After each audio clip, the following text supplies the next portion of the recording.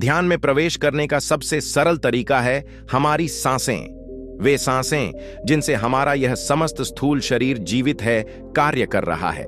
बिना सांसों के हमारे इस स्थूल शरीर में तनिक मात्रा भी हलचल नहीं होगी, और जैसी हमारी सांसें होती हैं वैसा ही हमारा यह स्थूल शरीर रिएक्ट करता है।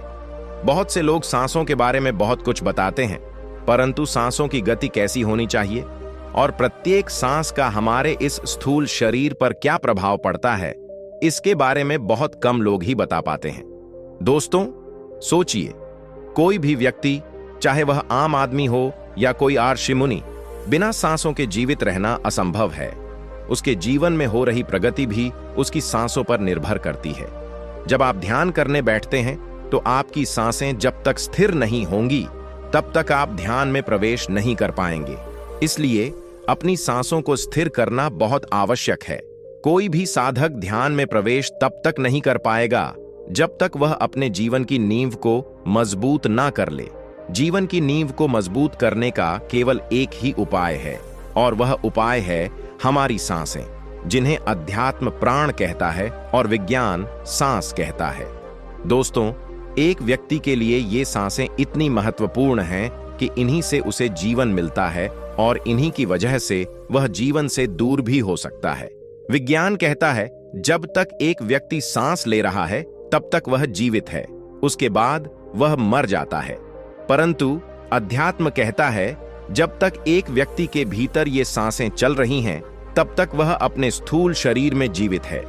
सोचिए, ये सांसें हमारे जीवन का कितना बड़ा आधार हैं। उसके बाद जब व्यक्ति के भीतर से यह प्राण रूपी सांसें खत्म हो जाती हैं तब वह सूक्ष्म रूप में जीवित रहता है, यानी व्यक्ति कभी मरता नहीं, केवल उसका वास्तविक रूप बदल जाता है, क्योंकि ऊर्जा को कभी नष्ट नहीं किया जा सकता। ऊर्जा केवल एक रूप से दूसरे रूप में परिवर्तित होती है, और हमारी आत्मा यह ऊर्जा ही है। मैंने बहुत से लोगों की वीडियो देखी है जिनमें वे कहते हैं यदि आप अपने सांसों के महत्व को समझ लें तो आप तुरंत समाधि का अनुभव कर सकते हैं। परंतु बिना यम और नियम के व्यक्ति समाधि तक नहीं पहुंच सकता। एक व्यक्ति जो ध्यान कर रहा है उसके लिए यम और नियम का पालन करना कितना आवश्यक है।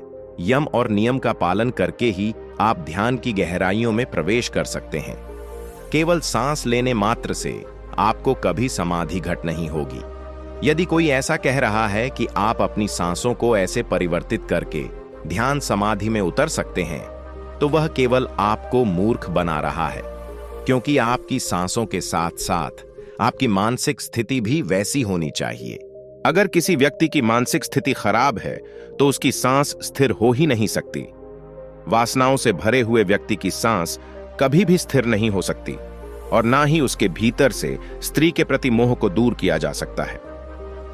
परंतु यदि व्यक्ति यम नियम का पालन करे तो उसकी वासनाओं में भी कमी आती है, और जब एक व्यक्ति की वासनाएं छूटने लगती हैं तब उसके भीतर आध्यात्म का विकास होता है, और यही आध्यात्म का विकास उसकी मन स्थिति है।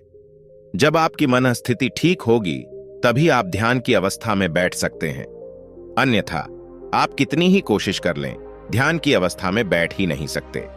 चाहे तो आप करके देख सकते हैं, और फिर जैसी भी स्थिति हो आप नीचे कमेंट सेक्शन में लिख सकते हैं।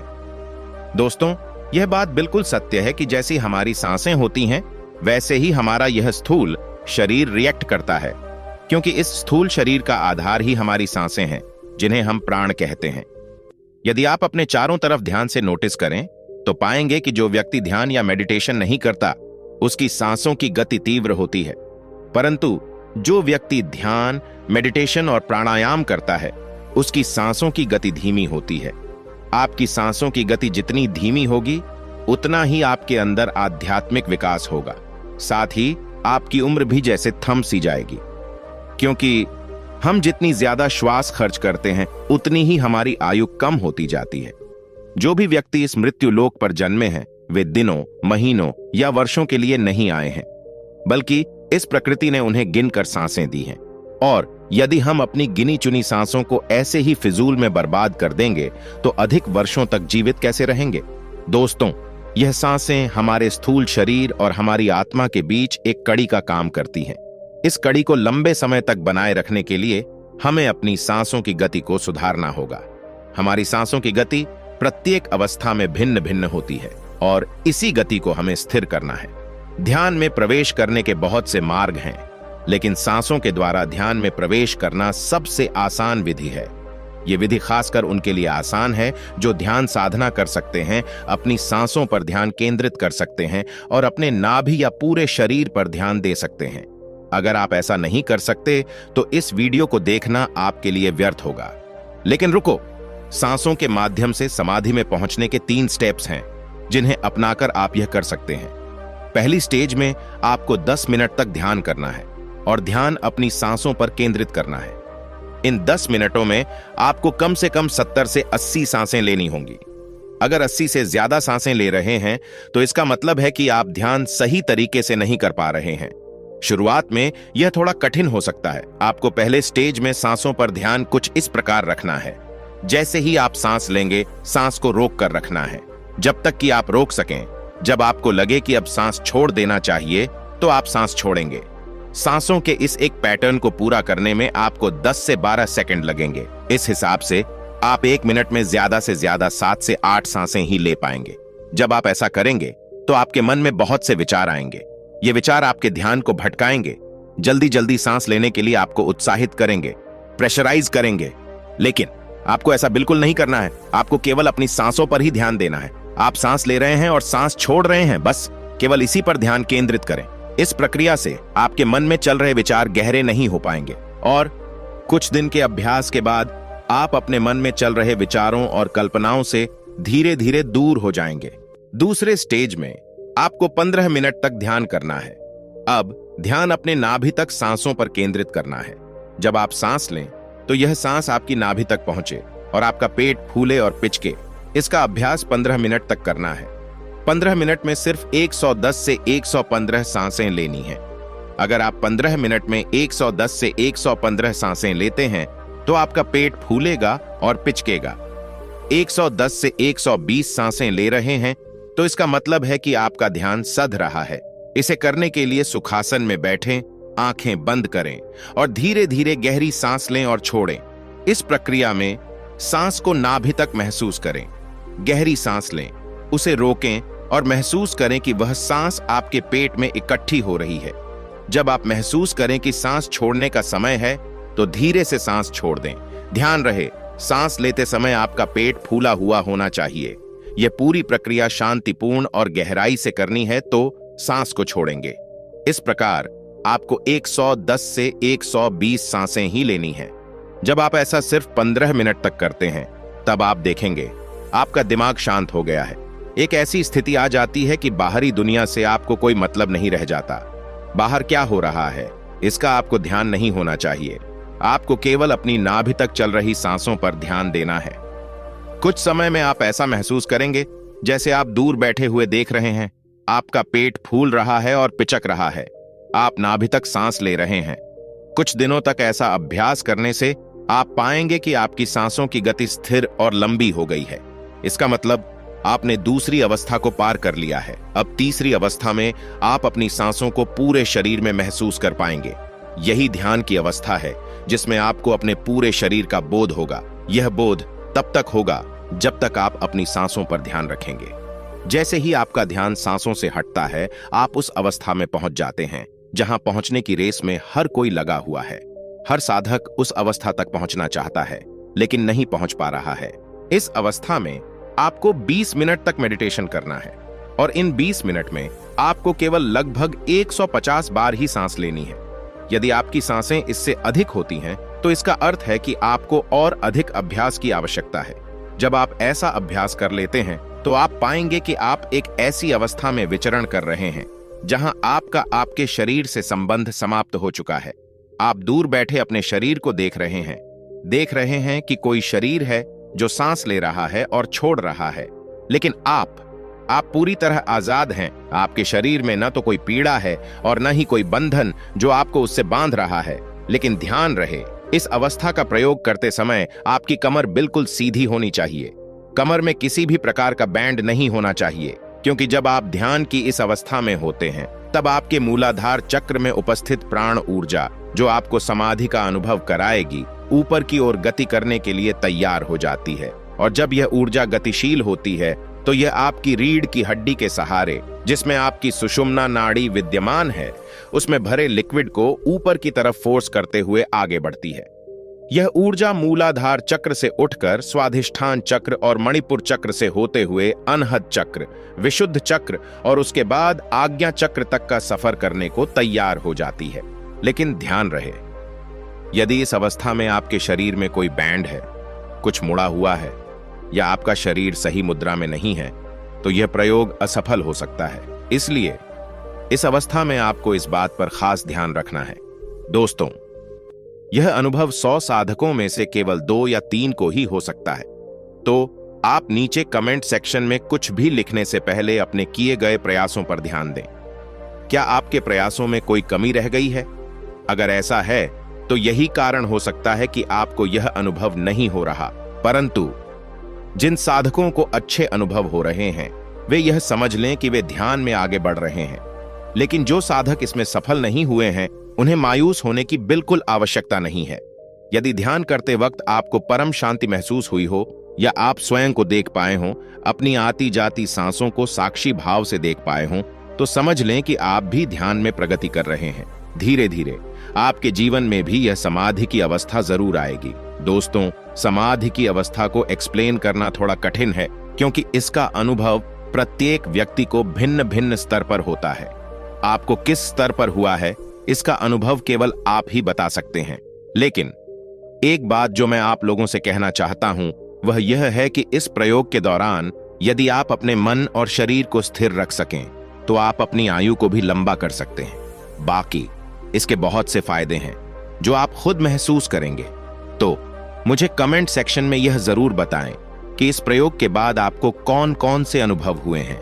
और दोस्तों, यदि आपने यह वीडियो पूरा देखा है, अगर आपको यह वीडियो समझ में आया है, तो इसे अपने दोस्तों के साथ जरूर शेयर कीजिए और अपने महत्वपूर्ण सुझाव नीचे कमेंट सेक्शन में लिखना मत भूलिए। मिलते हैं किसी और वीडियो में किसी और नई और बेहतरीन जानकारी के साथ। तब तक के लिए नमस्कार। आज हम बात करेंगे एक ऐसी अद्भुत शक्ति के बारे में जो हमारी जिंदगी का आधार है। इसे आप हर पल महसूस तो करते हैं, लेकिन शायद उसे समझ नहीं पाते। जी हां, हम बात कर रहे हैं प्राण ऊर्जा की। यह वही शक्ति है जिसके बिना न हमारा शरीर जीवित रह सकता है, न हमारा मन स्थिर रह सकता है और न ही हमारी आत्मा उन्नति कर सकती है। तो क्या आप तैयार हैं इस अनोखी ऊर्जा को गहराई से समझने के लिए? आज हम इस प्राण ऊर्जा को सरल और रोचक तरीके से समझेंगे, ताकि आप इसे अपने जीवन में पहचान सके, इसे बढ़ा सके और अपने जीवन को पहले से कहीं ज्यादा खुशहाल और सफल बना सके। तो सबसे पहले सोचिए, क्या कभी आपने महसूस किया है जब आप थके हुए होते हैं और अचानक किसी हरियाली भरे पार्क में या पहाड़ों की गोद में चले जाते हैं, तो आप अपने आप तरोताजा महसूस करने लगते हैं? या जब आप गहरी सांस लेते हैं तो आपको अचानक से इस सुकून का अनुभव क्यों होता है? इसका जवाब है प्राण ऊर्जा शक्ति। यह वही शक्ति है जो हमारे चारों ओर हर पल मौजूद रहती है। इसे आप ब्रह्मांड का वह दिव्य ईंधन समझ सकते हैं जो न केवल हमें जीवित रखता है, बल्कि हमें हर दिन नई ऊर्जा और जोश देता है। आपने देखा होगा, मछली पानी में रहती है और पानी ही उसकी पूरी दुनिया होती है। वह सांस लेती है, खाती है, तैरती है और सब कुछ पानी के अंदर करती है। अब सोचिए, अगर मछली को पानी से बाहर निकाल दिया जाए तो वह जीवित नहीं रह पाएगी। ठीक उसी तरह हम भी प्राण ऊर्जा के महासागर में रहते हैं। यह ऊर्जा हमारे चारों ओर है, ऊपर नीचे दाएं बाएं हर तरफ, और यह हर सांस में समाई हुई है। इसके बिना हमारा जीवन असंभव है। हमारा शरीर भी प्राण ऊर्जा पर निर्भर करता है। जिस तरह खून हमारे शरीर के अंदर बहता है, ठीक उसी तरह प्राण ऊर्जा भी हमारे शरीर के हर हिस्से में बहती है। यह ऊर्जा हमारे शरीर के हर अंग को सक्रिय करती है, हमारे दिल को धड़कने देती है, हमारे फेफड़ों को सांस लेने में मदद करती है और हमारे मस्तिष्क को सोचने और समझने की शक्ति देती है। यही वजह है कि इसे जीवन शक्ति या लाइफ फोर्स भी कहा जाता है। जिस तरह एक कार को चलाने के लिए इंजन और ईंधन की जरूरत होती है, उसी तरह हमारे शरीर को चलाने के लिए प्राण ऊर्जा की जरूरत होती है। अगर कार में ईंधन खत्म हो जाए या इंजन कमजोर हो जाए तो वह रुक जाएगी। इस तरह अगर हमारे शरीर में प्राण ऊर्जा की कमी हो जाए तो हमारा शरीर बीमार पड़ने लगेगा और हमारा मन कमजोर हो जाएगा। यही कारण है कि हमें अपनी प्राण ऊर्जा को हमेशा मजबूत बनाए रखना चाहिए। आपने यह भी देखा होगा, जब आप कोई भारी सामान उठाने की कोशिश करते हैं तो वह एक बार में नहीं उठ पाता, लेकिन अगर आप गहरी सांस लेकर अपनी प्राण ऊर्जा को केंद्रित करते हैं तो वही सामान आसानी से उठ जाता है। ऐसा क्यों होता है? क्योंकि सांस लेने से आप अपनी प्राण ऊर्जा को बढ़ाते हैं और यह आपको अतिरिक्त ताकत देती है। इस तरह प्राण ऊर्जा न केवल हमारी शारीरिक शक्ति को बढ़ाती है, बल्कि हमें मानसिक और भावनात्मक रूप से भी सशक्त बनाती है। अब सोचिए, जब आपको छोटी मोटी चोट लगती है तो वह बिना किसी दवा के अपने आप ठीक हो जाती है। ऐसा क्यों होता है? क्योंकि आपकी प्राण ऊर्जा हर समय आपके शरीर की देखभाल करती रहती है। यह ऊर्जा आपके शरीर की मरम्मत करती है और उसे स्वस्थ बनाए रखती है। इसे आप अपने शरीर के डॉक्टर के रूप में भी समझ सकते हैं, जो बिना रुके, बिना थके हर समय काम करता रहता है। प्राण ऊर्जा केवल हमारे शारीरिक स्वास्थ्य तक सीमित नहीं है, यह हमारी मानसिक, भावनात्मक और आध्यात्मिक विकास के लिए भी उतनी ही जरूरी है। आपने सुना होगा, आत्मा और प्राण एक ही सिक्के के दो पहलू हैं। यह ऊर्जा हमारी कुंडलिनी शक्ति को जागृत करती है और हमें आध्यात्मिक ऊंचाइयों तक ले जाती है। जब हमारी प्राण ऊर्जा प्रबल होती है तो हमारा ध्यान गहरा होता है, हमारी सोच सकारात्मक होती है और हम अपने जीवन के उद्देश्य को बेहतर तरीके से समझ पाते हैं। यहां एक और दिलचस्प बात है, प्राण ऊर्जा कभी रुकती नहीं है। यह ना थकती है, ना सोती है और ना ही आराम करती है। जब तक यह ऊर्जा हमारे शरीर में है, हम जीवित हैं, और जैसे ही यह ऊर्जा हमारे शरीर से बाहर निकलती है, हमारा जीवन समाप्त हो जाता है। यही कारण है कि इसे जीवन का आधार माना गया है। अब सवाल यह है, क्या केवल शारीरिक ताकत ही यह तय करती है कि किसी व्यक्ति में प्राण ऊर्जा अधिक है? इसका जवाब है नहीं। आपने देखा होगा, कुछ लोग शारीरिक रूप से मजबूत और स्वस्थ दिखते हैं, लेकिन किसी भी चुनौती का सामना करने में जल्दी हार मान लेते हैं। वहीं कुछ लोग शारीरिक रूप से कमजोर दिखते हैं, लेकिन हर मुश्किल को पार कर जाते हैं। इसका कारण उनकी प्राण ऊर्जा की ताकत है। जिनकी प्राण ऊर्जा प्रबल होती है, वे मानसिक और भावनात्मक रूप से मजबूत होते हैं और जीवन की हर चुनौती का डटकर सामना करते हैं। आप किसी व्यक्ति की प्राण ऊर्जा को उसके चेहरे की चमक और आत्मविश्वास से पहचान सकते हैं। ऐसे लोग अपने चारों ओर एक सकारात्मक माहौल बनाते हैं। उनकी उपस्थिति ही दूसरों को ऊर्जा से भर देती है। जब कोई व्यक्ति तनाव में होता है या डिप्रेशन महसूस करता है, तो डॉक्टर उसे प्राकृतिक जगहों पर जाने की सलाह क्यों देते हैं? क्योंकि प्रकृति में प्राण ऊर्जा बहुत अधिक मात्रा में होती है। पहाड़ों, जंगलों और नदियों के पास रहने से आपकी प्राण ऊर्जा बढ़ती है। वहां का शांत और ताजा माहौल आपके शरीर और मन को ऊर्जा से भर देता है। यह ठीक वैसा ही है जैसे सूखी जमीन पर बारिश होने से हरियाली लौट आती है। प्राण ऊर्जा बढ़ाने के लिए आपको कुछ आदतों को अपनाना होगा। ध्यान, योग, गहरी सांस लेना और प्रकृति के साथ समय बिताना। यह प्राण ऊर्जा को बढ़ाने के सबसे आसान तरीके हैं। अगर आप अपनी प्राण ऊर्जा को मजबूत बनाएंगे तो न केवल आप शारीरिक और मानसिक रूप से मजबूत होंगे, बल्कि आप अपने जीवन के हर पहलू में बेहतर प्रदर्शन कर पाएंगे। याद रखें, प्राण ऊर्जा आपकी जिंदगी का आधार है। इसे पहचानें, इसे समझें और इसे बढ़ाने की कोशिश करें। इससे न केवल आपका शरीर स्वस्थ रहेगा, बल्कि आपका मन भी शांत और संतुलित रहेगा। और सबसे खास बात, आप अपने जीवन में हर वह चीज हासिल कर पाएंगे जिसकी आप कामना करते हैं। दोस्तों, अब तक हमने समझा कि प्राण ऊर्जा हमारे जीवन का आधार है, लेकिन यह जानना भी बहुत जरूरी है कि आप यह कैसे पहचान सकते हैं कि आपके शरीर में प्राण ऊर्जा सही ढंग से काम कर रही है या नहीं।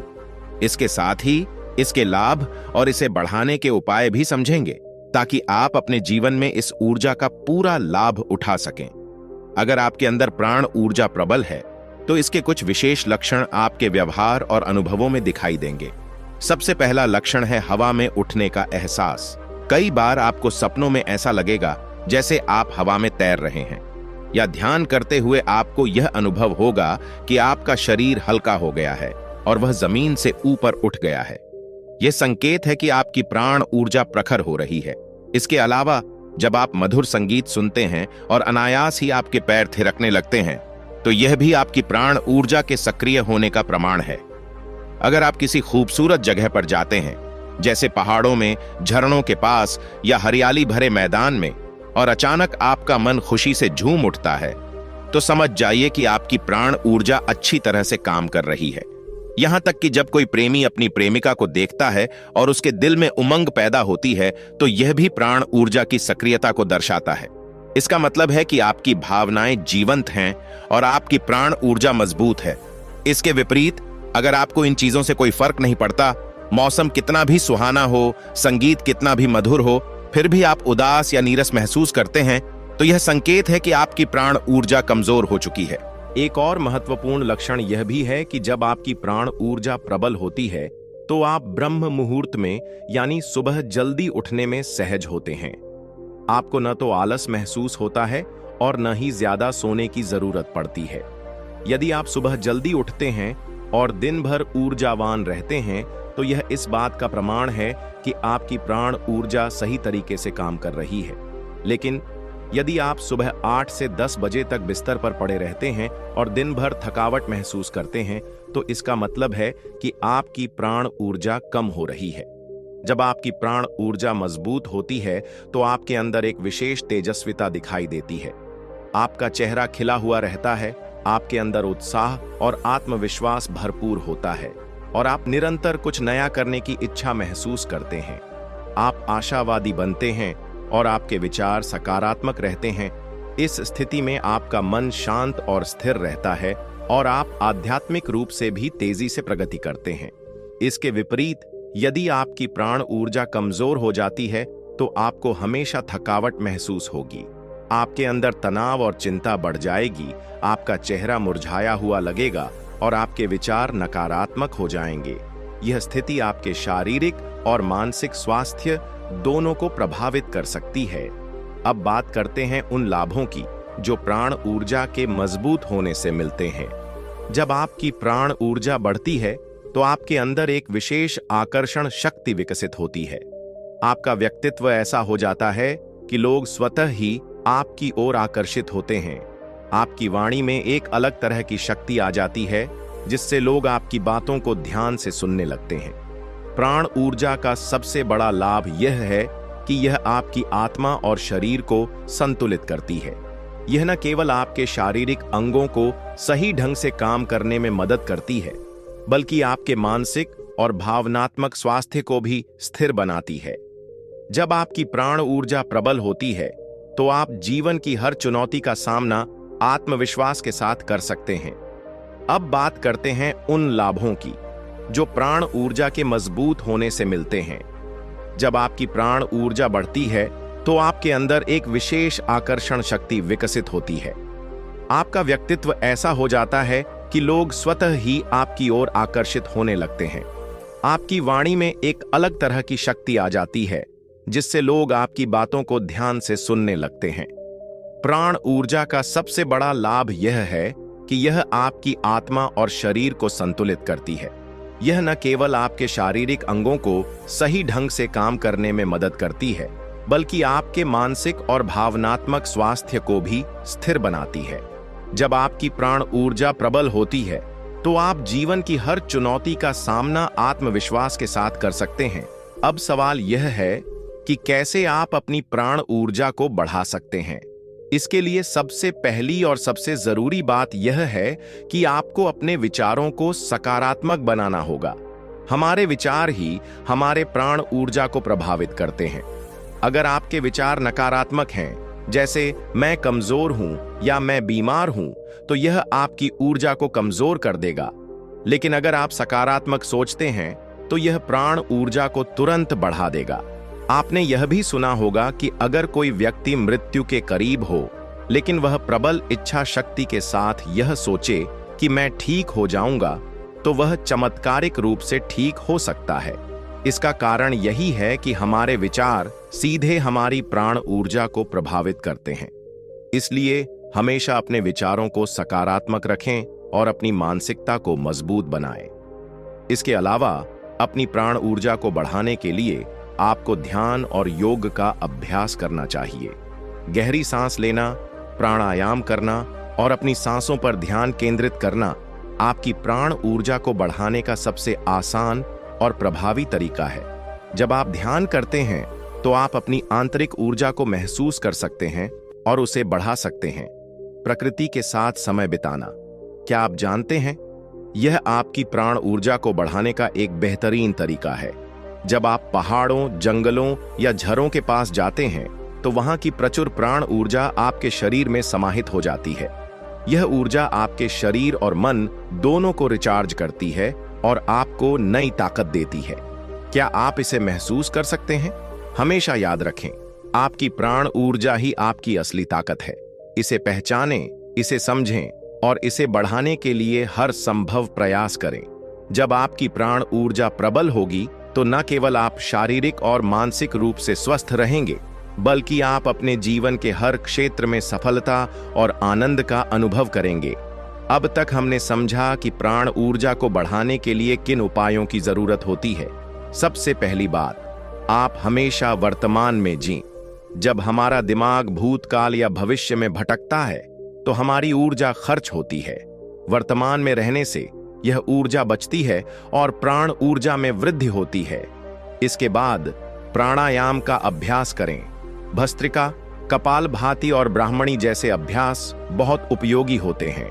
खासकर कुंभक प्राणायाम, जिसमें सांस को अंदर रोक कर रखा जाता है, आपकी ऊर्जा को तेजी से बढ़ाने में सहायक होता है।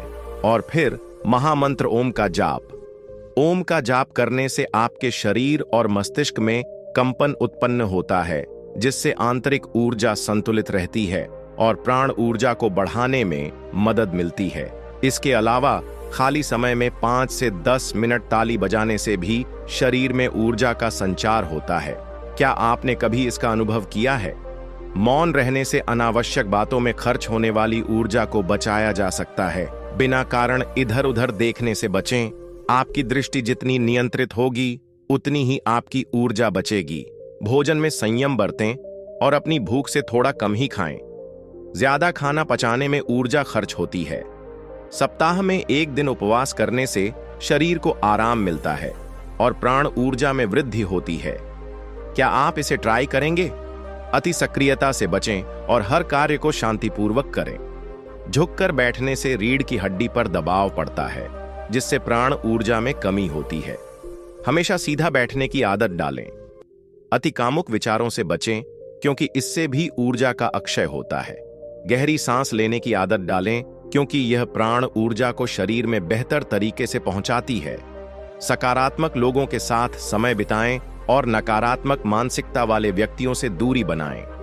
हर दिन सुबह देव स्थान पर जाएं और वहां कुछ समय बिताएं, क्योंकि इन स्थानों की ऊर्जा आपकी प्राण शक्ति को बढ़ाती है।